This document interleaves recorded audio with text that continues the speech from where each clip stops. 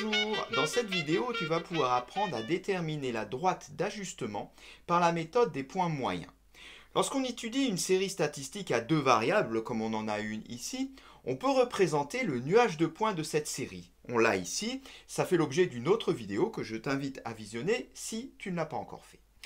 On peut alors déterminer puis tracer une droite passant le plus près possible des points de ce nuage. C'est justement ce qu'on appelle la droite d'ajustement. Et ceci dans quel but? Dans le but de faire, par exemple, une interpolation ou une extrapolation. C'est une méthode, ce sont des méthodes qui consistent à effectuer des estimations à l'aide de cette droite d'ajustement. Alors on expliquera à la fin de la vidéo quelle est la différence entre interpolation et extrapolation. Ici, par exemple, notre tableau présente l'évolution du budget publicitaire et du chiffre d'affaires d'une société au cours des 6 dernières années.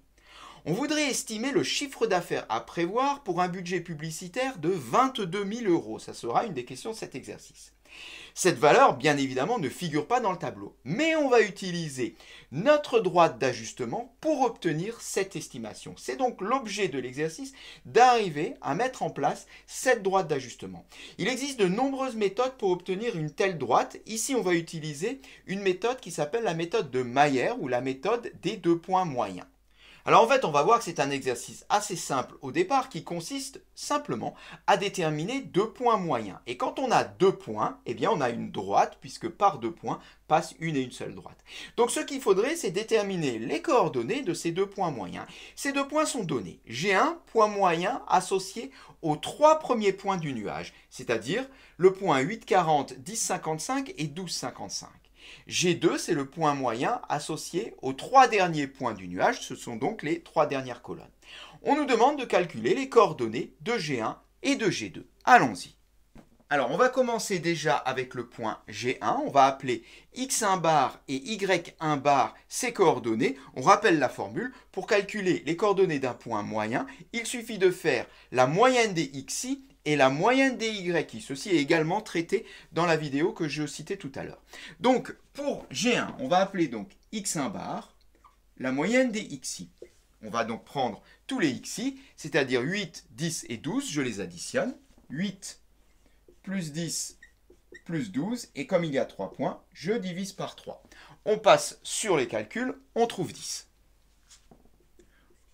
On fait de même pour y1 bar, en effectuant cette fois-ci la somme des trois premiers yi, c'est-à-dire 40, 55 et 55. Et on divise de même le résultat par 3. On passe sur les calculs et on trouve 50. Eh bien, on a ainsi les coordonnées de notre point moyen G1.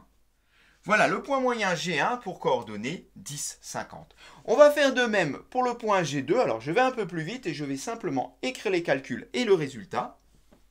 Voilà, si jamais tu l'as fait de ton côté, je te laisse vérifier donc que ton résultat est exact. On conclut. Le point moyen G2 a pour coordonnées 16, 80. On peut maintenant placer ces deux points moyens dans notre paire, donc avec notre nuage de points. On a ainsi un point G1 et un point G2, et comme je l'avais annoncé, c'est très simple. Pour obtenir la droite d'ajustement, il suffit de relier G1 et G2 par une droite. On obtient ainsi notre droite d'ajustement.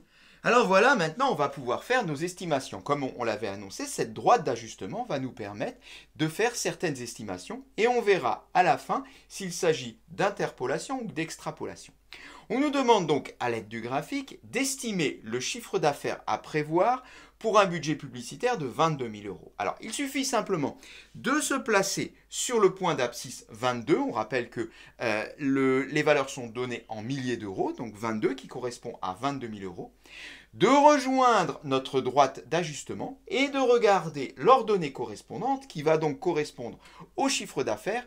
Et quand on fait ceci, on trouve 110. Ce qui signifie que le chiffre d'affaires à prévoir pour un budget publicitaire de 22 000 euros est de 110 000 euros. Alors dans la question suivante, eh bien, on nous demande la situation inverse. On nous demande d'estimer cette fois-ci le budget publicitaire qu'il faudrait prévoir pour obtenir un chiffre d'affaires de 100 000 euros. Le chiffre d'affaires se lit donc sur l'axe des ordonnées. On va donc chercher la valeur 100 sur l'axe des ordonnées et on va passer par la droite d'ajustement pour retrouver la deuxième coordonnée correspondant à ce point qui n'existe pas depuis les valeurs données de la série. Et si on retombe sur l'axe des abscisses, on voit qu'on trouve 20 000 euros. Ce qui signifie que le budget publicitaire qu'il faudrait prévoir pour obtenir un chiffre d'affaires de 100 000 euros est de 20 000 euros. On peut le noter. Voilà qui est noté. Alors on rappelle que ceci, ce sont des estimations qui peuvent bien sûr être contestées, puisque cela dépend de la droite d'ajustement, et bien sûr cette droite d'ajustement ne reflète pas forcément la réalité. Il pourrait très bien y avoir une accélération qui se ferait en dehors du nuage dans un avenir assez proche. Donc ça, on ne peut pas le savoir. La question qui nous est demandée maintenant, c'est est-ce que la méthode qu'on a utilisée ici donc, pour établir ces valeurs est une interpolation ou une extrapolation? Alors, on rappelle que donc, ces méthodes qui consistent à estimer une valeur inconnue dans une série statistique peuvent se faire de deux façons. Soit le calcul est réalisé ou la lecture graphique est réalisée dans le domaine d'étude fourni par les valeurs de la série. Alors le domaine d'étude c'est quoi? C'est au niveau de l'axe des abscisses, c'est-à-dire au niveau des xi. Ce sont les valeurs qui vont de 8 à 18. Et bien dans ce cas-là, on parlera d'interpolation. Si par contre les calculs ou lectures graphiques sont réalisés en dehors du domaine d'étude, c'est en fait ce qui se passe chez nous. On voit bien que les traits de construction sont à l'extérieur du nuage, ils sont au-delà de la valeur 18 en abscisse. Et bien dans ce cas-là, on parlera d'extrapolation. Donc ce qu'on a fait ici, ce sont bien des extrapolations. Les lectures graphiques sont réalisées en dehors du domaine d'étude. On parle donc ici d'extrapolation. Cette séquence est terminée.